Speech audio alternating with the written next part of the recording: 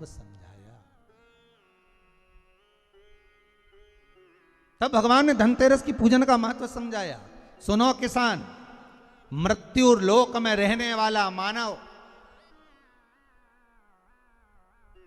अगर धनवंतरी की पूजन करता है, धनतेरस के दिन कार्तिक महीने में पड़ने वाली सुंदर त्रयोदशी तिथि को जो धनवंतरी की पूजन करेगा, उसके घर से लक्ष्मी कभी बाहर नहीं जाएगी। नारायण जैसे बोले तो किसान तुरंत प्रसन्न हो गया। प्रभु प्रभु आप मुझे वो उपाय, आप मुझे वो पूजा का प्रयोग, आप मुझे वो महत्व उस धनवंतरी पूजन का, उस धनतेरस की पूजन का बता दीजिए, जिससे मेरा कल्याण हो जाए, जिससे मेरा उद्धार हो।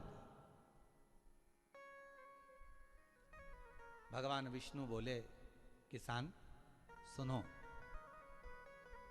ये धनवंतरी मेरा ही एक अंश होता है। जैसे मेरे हाथ में शंख चक्र गदा पद्म सब धारण करा हुआ हूं, उसी तरह धनवंतरी का स्वरूप का यदि आप दर्शन करेंगे, आप धनवंतरी के चित्र का अगर दर्शन करेंगे, तो एक हाथ में उनके भी चक्र है, एक हाथ में उनके शंख है, एक हाथ में उनके औषधि है, एक हाथ में उनके अमृत का कलश है, और भगवान स्वयं नारायण का अंश प्रकट हो रहा है। बोल धनवंतरी भगवान की, धनवंतरी भगवान की। कहते हैं धनवंतरी भगवान का प्रागट्य जब हुआ था, तो भगवान शंकर ने धनवंतरी देव को देखकर कहा, वाह रे प्रभु वाह, क्या सुंदर स्वरूप धारण कर आए हो प्रभु। जब मेरे लिए विष लेकर आए थे तब एक आनंद दूसरा था, पर आज अमृत लेकर आए, उसका आनंद दूसरा है। बहुत अलग अलग बातें महाराज।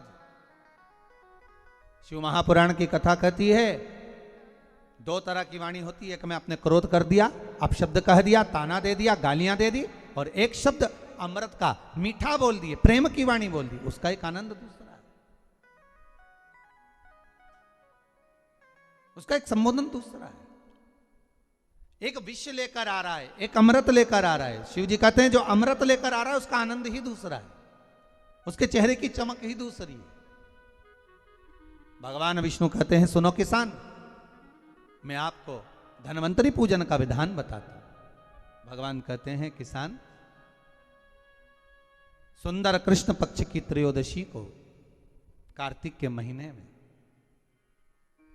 धनवंतरी देव का पूजन, धनतेरस का पूजन माना जाता है। सुनो किसान, एक सुंदर भूमि पर देसी गाय का गोबर से लीपन कर कर, अगर गाय का गोबर ना मिले, सुंदर जल से लीपन कर कर, वहां एक सुंदर चौक को पूर कर, आप सभी को ज्ञात होगा कि चौक पूरने में रंगोली का प्रयोग नहीं होता। आप लोगों को मालूम होगा, चौक पूरने में आटा और हल्दी का प्रयोग होता है। काय का प्रयोग होता है? आटे और हल्दी का प्रयोग। आटे हल्दी का प्रयोग क्यों होता है? क्योंकि आटा समृद्धि को बढ़ाता है, लक्ष्मी वैभव को बढ़ाने वाली हल्दी होती है। इसलिए जब चौक पूरा जाता है भूमि पर, तो चौक पूरते समय आटा हल्दी का प्रयोग करते हैं। थोड़ा सा चावल का दाना या गेहूं का दाना रख दिया जाता है, उसके ऊपर एक सुंदर चौकी, एक चौरंग, एक पाटा रख दिया जाता है। भगवान विष्णु बता रहे हैं किसान को धनतेरस के पूजन का वर्णन, और जो भगवान विष्णु ने बताया है वही पूजन का वर्णन आप लोग श्रवण कर रहे हैं। आज धनतेरस है, आज धनतेरस का प्रयोग कर पूजन करें, और शिव महापुराण के इस भाव को, विष्णु पुराण के इस भाव को, स्कंद पुराण के इस भाव को आप धारण करें, और जो विधान भगवान विष्णु बता रहे हैं उसके हिसाब से, उसके अनुसार आप लक्ष्मी का पूजन, धनतेरस का पूजन करें। चौकी लगाएं, चौरंग लगाएं, पाटा लगाएं, उस पाटे पर एक सुंदर लाल वस्त्र धारण करा दें, लाल वस्त्र बिछा दें। एक थाली लें, उस थाली पर कंकु से, रौली से, कुंकू से गिला कर स्वस्तिक का निर्माण कर दें। स्वस्तिक का निर्माण कर घर में अगर चांदी का सिक्का हो, अगर चांदी का सिक्का नहीं हो चांदी का क्वाइन नहीं हो तो अपने घर का 1 का सिक्का, 2 का सिक्का, 5 का सिक्का, 10 का सिक्का, जो भी आपके घर में हो वो क्वाइन ले लें। महाराज उसको थाली के अंदर रख दें स्वस्तिक के ऊपर, फिर उसका स्मरण करें। आटे के 7 दिए बनाएं, एक थाली में, एक प्लेट में रख लें, घी के दिए बनाएं और उसमें सुंदर बाती को लगा दें। ध्यान दीजिएगा, इसमें जो बाती लगेगी वो लंबी बाती लगेगी। लक्ष्मी जी की पूजन में जितनी भी बाती लगे वो लंबी लगे। महाराज घी के दिए लगा दें 7, सातों दियों को प्रज्वलित कर लें, प्रकट कर लें। एक दिया तेल का लगा लें। तेल का जो दिया लगाया है, जहां पर आपने सिक्का रखा है, क्वाइन रखा है, उसका लेफ्ट हैंड, मतलब आप ऐसे बैठे हो तो आपका सीधा हाथ की ओर आप तेल का दिया लग दें। और जो 7 दिए आपने लगाए हैं वो लक्ष्मी जी के राइट हैंड, मतलब आपका लेफ्ट हैंड हो गया, लक्ष्मी जी का राइट हैंड, आपका लेफ्ट हैंड हो गया, आपका उल्टा हाथ। वहां पर 7 दिए जो आपने प्रज्वलित करे हैं वो प्लेट में रख दें।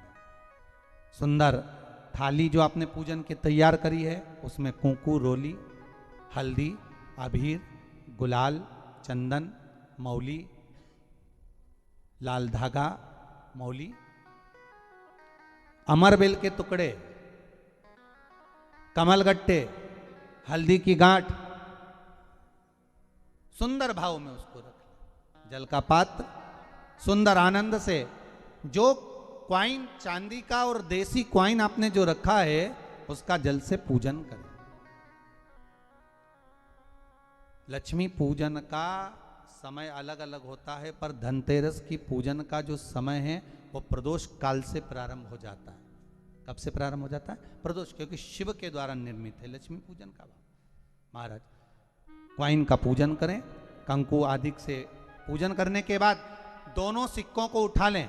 दोनों क्वाइन, जो चांदी का सिक्का है और जो देसी क्वाइन है, उसको उठाकर उस पर जो कलेवा है, मौली है, नाड़ा है, लच्छा है, उसको लपेटना प्रारंभ कर दें और उसको लपेटें। पहले चांदी का सिक्का लपेट दे, फिर देसी सिक्का जो आपने रखा है 1, 2, 5, 10 का जो सिक्का रखा है उसको लपेट थाली में उसको रख लें।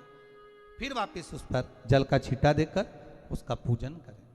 महाराज हल्दी, रौली, मौली, चंदन आदि लगाकर सुंदर भाव से चावल को हल्दी में भिगो लें और पीले चावल कर कर उल्टे हाथ में चावल लेकर माता लक्ष्मी के ऊपर जो 2 सिक्के रखे हैं उनका पूजन करें।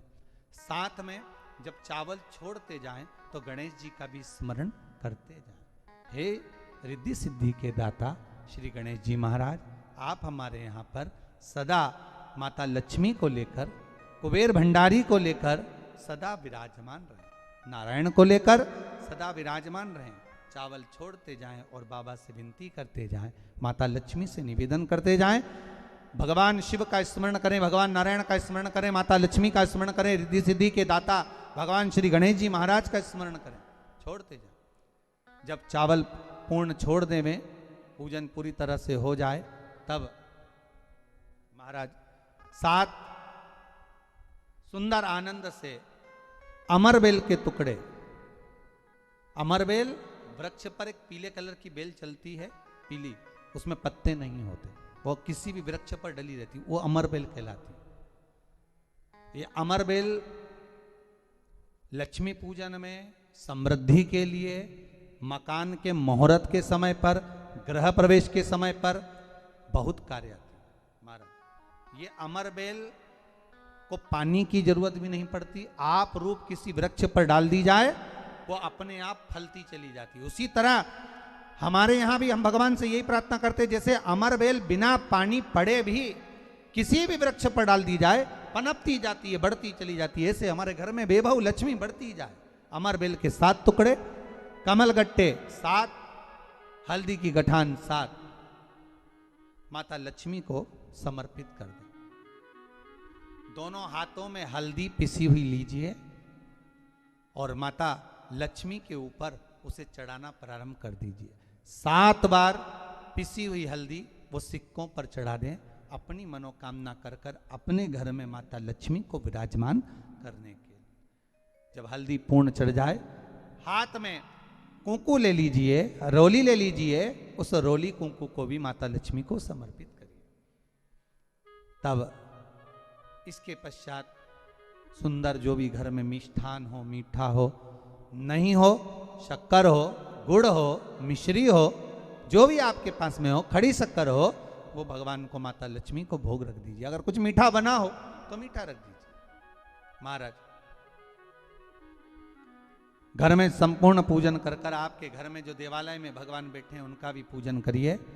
पूजन करने के पश्चात आप माता लक्ष्मी से निवेदन करिए, हे माँ आप हमारे यहाँ सदा विराजमान हो।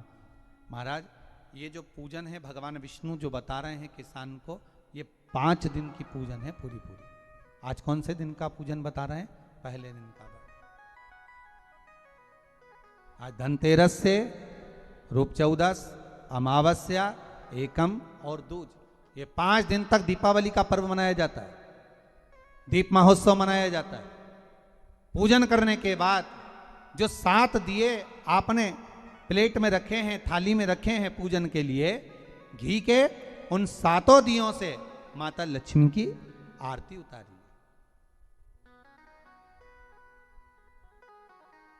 उन 7 दियों से माता लक्ष्मी का पूजन करिए, माता लक्ष्मी से विनती करिए, मां हम आपके पुत्र हैं, मां आप हमारे घर का रास्ता भूल गई हो, मां बहुत कष्ट है, बहुत दुखी है, पर भगवान शिव पर विश्वास कर कर, कुबेर भंडारी पर, कुबेरेश्वर महादेव पर विश्वास कर कर, भगवान नारायण के सुंदर प्रसंगों पर विश्वास कर कर, मां भगवान शंकर का अनुमोदन कर कर, हे मां आप हमारे घर में विराजमान हो, मां आप हमारे मार्ग को, हमारे घर को, हमारे घर के रास्ते को, हमारे घर के द्वार को आप भूल गई हो, मां हे बेबहू लक्ष्मी, हे धन लक्ष्मी, हे संतान लक्ष्मी, हे मां लक्ष्मी, हे धान्य लक्ष्मी, आप हमारे घर में विराजमान हो। 7 दीप जो प्रज्वलित करे हैं उससे माता की आरती उतारिए। फिर माता को झोली पसार कर प्रणाम कर कर भूमि पर नमन करो।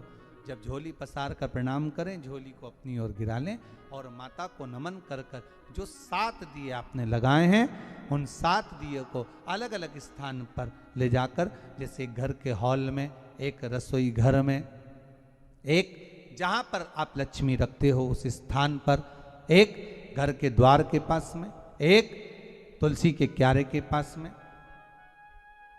ऐसे अलग अलग 7 स्थान पर उन दीप को रख दिया जाए। महाराज एक भगवान का जहां पूजन हुआ है, लक्ष्मी की जहां आराधना करिए, एक दीप वहां पर भी रखा जाए। जो तेल का दिया लग रहा है उसके पास में, फिर कहेंगे तेल का दिया माता लक्ष्मी के उल्टे हाथ पर और घी का दिया माता लक्ष्मी के सीधे हाथ पर। मतलब जो सिक्के आपने रखे हैं उस सिक्के का उल्टा हाथ तेल का, मतलब आपका सीधा हाथ होगा जहां तेल का दिया रखाएगा, और जहां आपका उल्टा हाथ होगा जहां पर घी का दिया लगाएगा, वहां माता जी का सीधा हो गया, आपका उल्टा।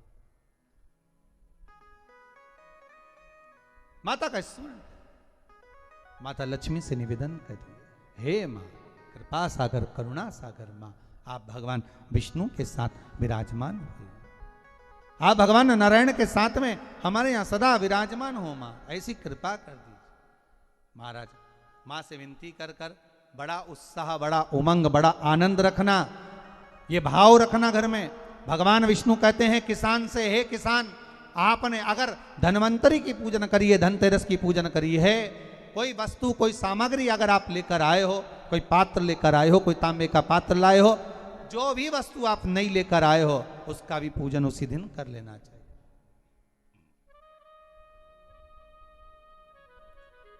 उसका भी पूजन कर लेना चाहिए। बड़ा भाव रखकर भगवान विष्णु ने किसान को बताया, बड़ा भाव। किसान सुनकर बड़ा प्रसन्न हुआ। नारायण प्रभु, क्या मां फिर मेरे घर में रहेगी? भगवान कहते हैं सुनो किसान, ये लक्ष्मी अगर आप धन्वंतरी का पूजन करते हो, धनतेरस का पूजन सुंदर कार्तिक के महीने की कृष्ण पक्ष की त्रयोदशी को अगर आप कर रहे हो, तो ये लक्ष्मी भले मेरे साथ बैकुंठ में जाकर रहे, पर लक्ष्मी का एक अंश तुम्हारे घर से कभी नहीं जाएगा, वो सदा विराजमान रहेगा। ऐसी है मां धन्वंतरी की पूजन।